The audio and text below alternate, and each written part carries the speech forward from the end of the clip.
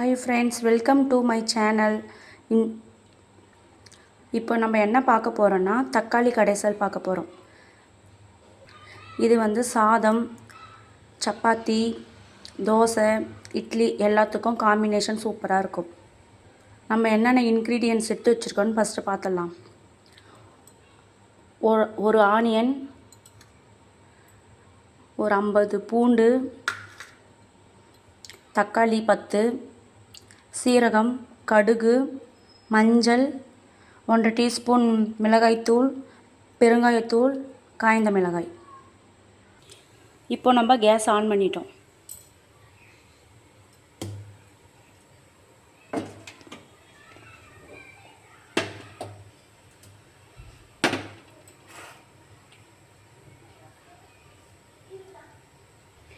இப்போ நல்லா எண்ணெய் காஞ்சிடுச்சு. சீரகம் கொஞ்சம் போட்டுக்கலாம். கடுகு,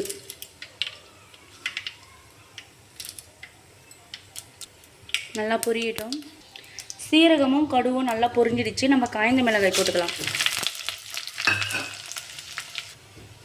காய்ந்த மிளகாயும் நல்லா ஃப்ரை ஆகிடுச்சு. பூண்டு போட்டு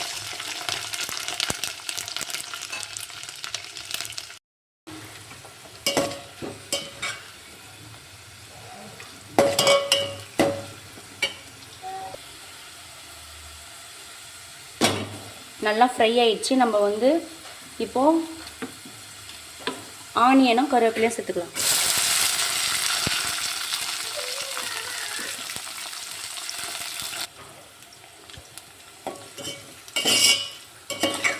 இப்போ பார்த்தீங்கன்னா நல்லா தெரியும் கோல்டன் ஃப்ரை ஆயிடுச்சு. இப்போது வந்து தக்காளி ஆட் பண்ணிக்கலாம்.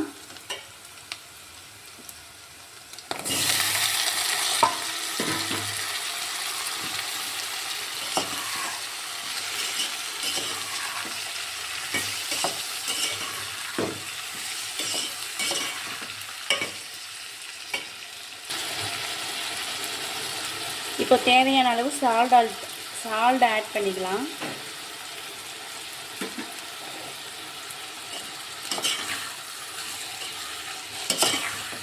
இது நல்லா மசிய குழைய வேகணும், வதங்கணும். ஃபஸ்ட்டு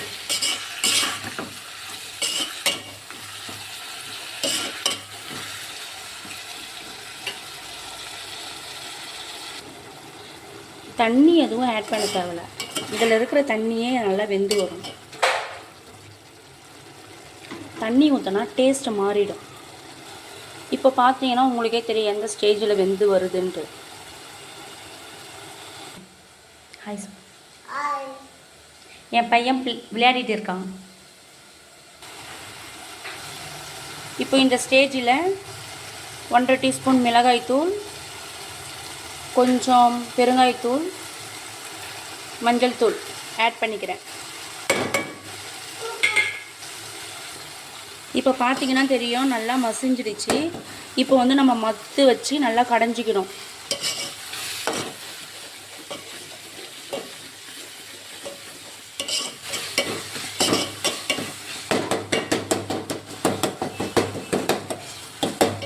நீங்கள் ட்ரை பண்ணி பாருங்கள், செம்ம டேஸ்ட்டாக இருக்கும்.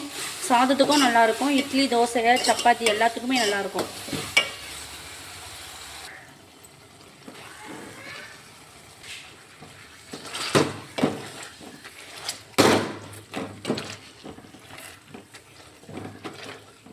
நல்லா மசிய கடைஞ்சிக்கணும்.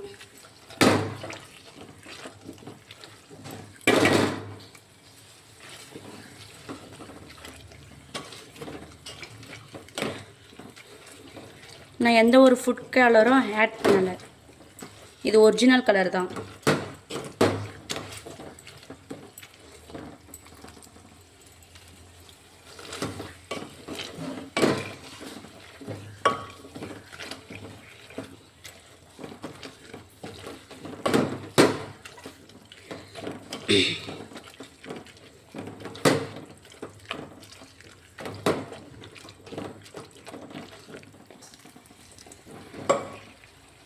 நல்லா முடிஞ்சிச்சு. இப்போ கொத்தமல்லி போட்டு ஆஃப் பண்ணிடலாம்.